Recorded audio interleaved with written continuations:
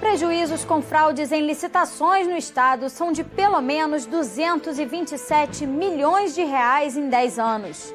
Mulheres enfrentam dificuldades para obter diagnóstico de câncer de mama no estado. E Rio de Janeiro pode ter um banco de dados de veículos desmontados. O Jornal da Alerj começa agora.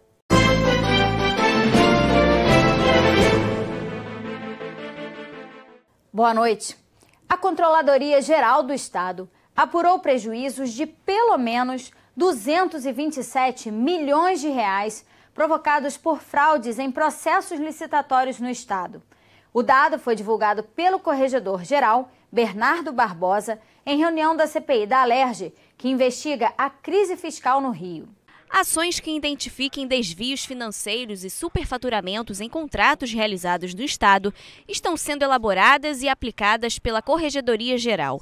Criada em junho de 2018 por lei estadual, o órgão tem como principal objetivo o combate à corrupção.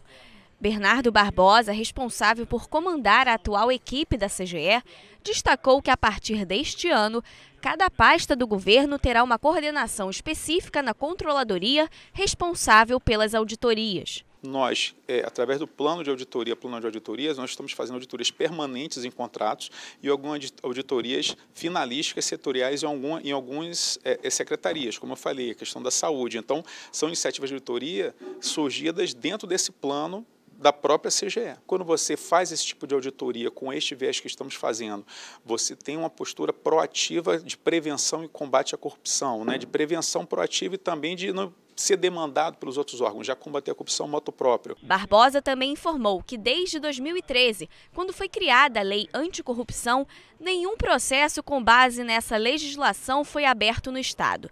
Nos primeiros 4 meses de 2019, 2 processos já estão tramitando. Além disso, foi identificado que órgãos como Detran e Rio Previdência, que têm um dos maiores orçamentos do estado, não possuíam auditores. Eles, por lei, têm que ter um controle, unidade de controle interno. Mas não necessariamente, o que nós detectamos é que algumas desses órgãos não têm dentro do controle interno deles um auditor do Estado.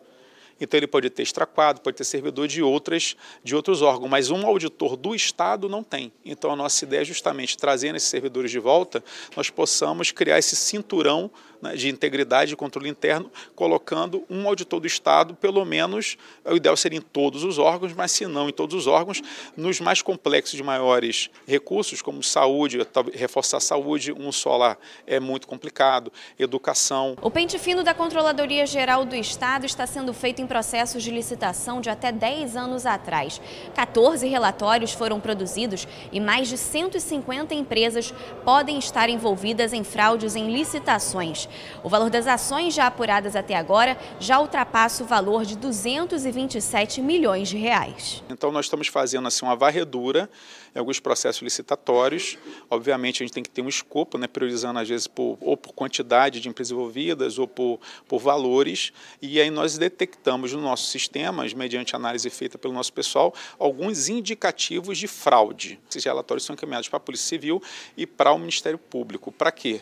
A Polícia Judiciária e o MP, eles têm condições de avançar nessas investigações através de outras medidas, como busca e apreensão, né, e medidas de persecução penal. Uma parceria entre as comissões da Alerj e a Controladoria Geral do Estado foi sugerida durante a reunião. Os deputados querem realizar audiências públicas em conjunto com outras comissões para que a Casa possa acompanhar os desdobramentos das auditorias. Uma das audiências seria para tratar da regulamentação de uma lei estadual de 2017 que exige que empresas que tenham contrato, consórcio ou parcerias público-privadas com o governo façam parte de um programa de integridade. Decidimos, né, que toda a CPI, isso nós vamos comunicar em plenário, se apurar fatos irregulares em qualquer poder, principalmente no Executivo, deverá encaminhar seu relatório também para a Controladoria Geral do Estado. E se faz necessário que, quando a Controladoria fizer uma tomada de contas, por exemplo, na área da saúde, ela combine com o presidente da Comissão de Saúde e marque uma audiência pública para mostrar as impropriedades que foram encontradas nessa tomada de conta e as formas de consertar e até os desdobramentos punitivos que possa ter tido. O acesso ao diagnóstico do câncer de mama no Rio de Janeiro é deficiente. A constatação foi feita por integrantes da Comissão de Saúde da Alerj durante a audiência pública que debateu a situação dos mamógrafos do estado. Segundo a subsecretária de Gestão da Atenção Integral à Saúde, a rede do SUS no estado conta com 200 mamógrafos, que têm capacidade para fazer 900 mil mamografias por mês. Mas hoje, apenas 273 mil exames são realizados. Segundo a doutora Mariana Escárdua, o Sistema Único de Saúde tem 28 mamógrafos excedentes e muitos equipamentos estão mal distribuídos. Para ela, é importante entender por que os mamógrafos estão operando abaixo da capacidade e qual é a dificuldade que as mulheres estão tendo para acessar o sistema. Acho que cabe um diagnóstico de por que eles estão operando abaixo da capacidade e também por que essa mulher tem dificuldade de chegar, de acessar o tratamento, de acessar a mamografia e fazer um diagnóstico precoce. Para a presidente da Comissão de Saúde, deputada Marta Rocha, o fato de 42 municípios do Rio não terem mamógrafos faz com que muitas mulheres não realizem o exame preventivo.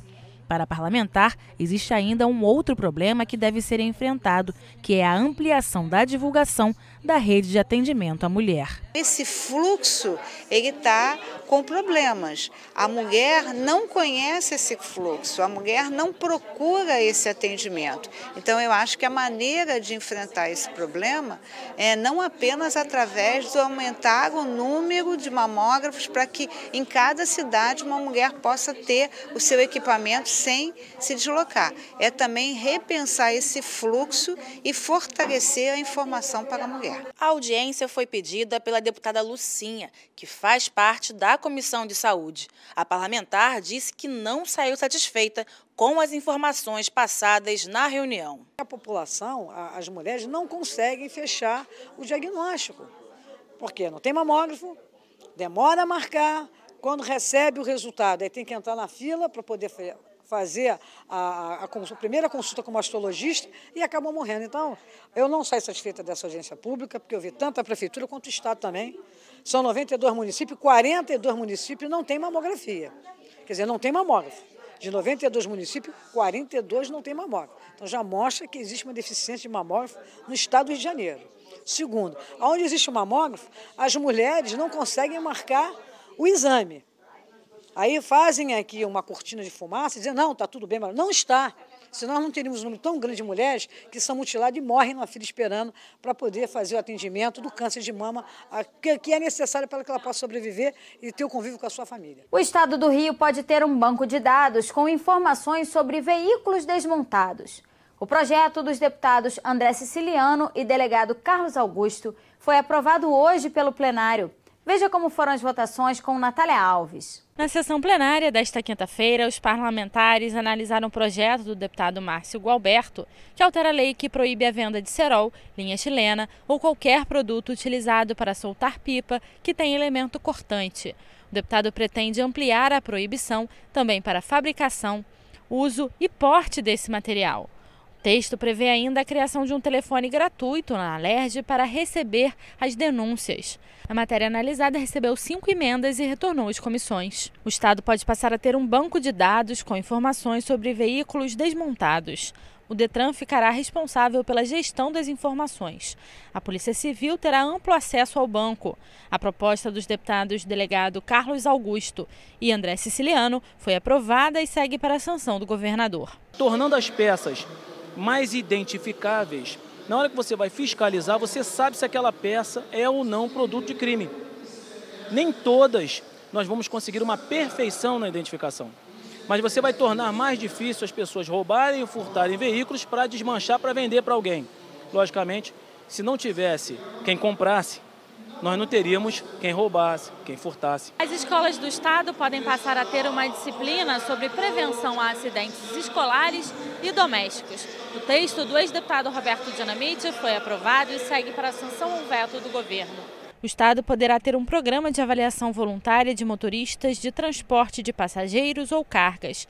A ideia é diagnosticar e oferecer tratamento para transtornos do sono.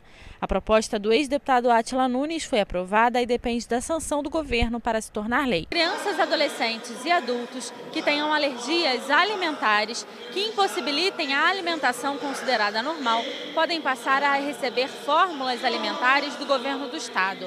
O projeto do ex-deputado Bernardo Rossi prevê que o governo faça parcerias com a iniciativa privada para a doação dessas fórmulas. O texto recebeu 3 emendas e retornou às comissões. A proposta do deputado Dionísio Lins cria a política estadual de incentivo à profissão de cuidadores de idosos. A ideia é valorizar a profissão e dar garantias à população sobre o atendimento prestado por esses profissionais. O texto recebeu 6 emendas e retornou às comissões. Os trocadores de bebês fabricados ou vendidos no estado do Rio deverão seguir especificações técnicas. O texto do deputado Rosenberg Reis define que os trocadores devem ter elevação nos 4 lados, cinto de segurança para prender a criança e base antiderrapante. Os fraldários de creches, shoppings, supermercados e outros deverão se adaptar à nova regra. O texto recebeu 3 emendas. Não, sem dúvida, do jeito que está não pode ficar. É uma tábua, a criança, se a mãe for pegar um produto para utilizar na criança, uma fralda, alguma coisa, não tem nenhum relevo, não tem nenhuma aba para proteger a criança. O estado pode passar a ter um programa itinerante de divulgação da cultura, tradição e sabores do Nordeste. O projeto da ex-deputada Rosângela Gomes foi aprovado e retorna ao plenário para mais uma votação. O deputado Luiz Paulo e o ex-deputado Gilberto Palmares querem alterar a lei que trata da gestão da Câmara de Compensação Tarifária. Os parlamentares querem que a gestão seja feita por entidades privadas, sem vinculação com o setor de transporte e contratada por licitação. Foram aprovadas emendas que garantem mais transparência no sistema de bilhetagem eletrônica. O texto aprovado aguarda a sanção do governo para se tornar lei. Que a escolha da gestora da Câmara de Compensação Tarifária do bilhete único seja feita por procedimento licitatório. Abrir-se uma concorrência, né, para que empresas especializadas possam acorrer e vencer aquela que der a melhor proposta. Com isso, nós vamos ter transparência e, por via de consequência, com a transparência, um passo à frente no combate à corrupção. Escolas públicas podem passar a ter um projeto de turismo pedagógico. A ideia é possibilitar aos alunos o acesso a acervos artísticos, culturais e históricos do estado e despertar o interesse pela preservação e valorização do patrimônio. A matéria do deputado Elbert Rezende foi aprovada em primeira discussão. O projeto visa trazer para as escolas da rede estadual de educação os alunos para conhecer os locais de alto valor cultural, histórico, turístico do nosso estado. Temos tantas belezas no nosso estado e a gente vai trazer essas crianças, e hoje conseguimos aprovar também, junto com a parceria privada, trazer algumas pessoas também, empresas como o Convention Bureau, que é um grande parceiro, a OAB, está junto com a gente nesse processo para trazer as nossas crianças a conhecerem o que nós temos de melhor no Rio de Janeiro, Cristo Redentor, locais de, como eu falei, valor histórico, culturais que nós temos aqui no estado, que muitos não conhecem. As deputadas Marta Rocha e Lucinha querem tornar obrigatória a consulta ao banco de dados de identificação civil e criminal antes da renovação ou concessão da carteira de habilitação.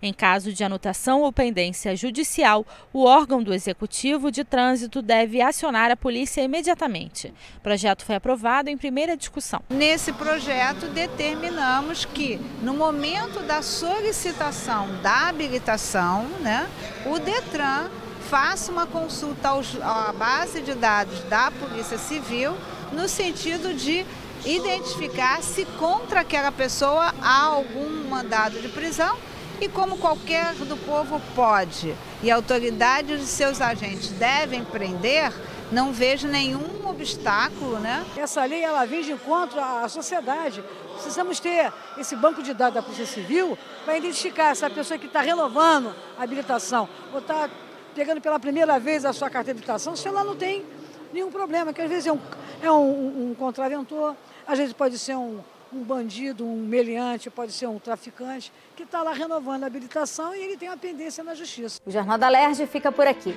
Você pode acompanhar a programação também em nosso site e pelas redes sociais. TV Alerj, o canal do povo. Uma boa noite para você e até a próxima semana.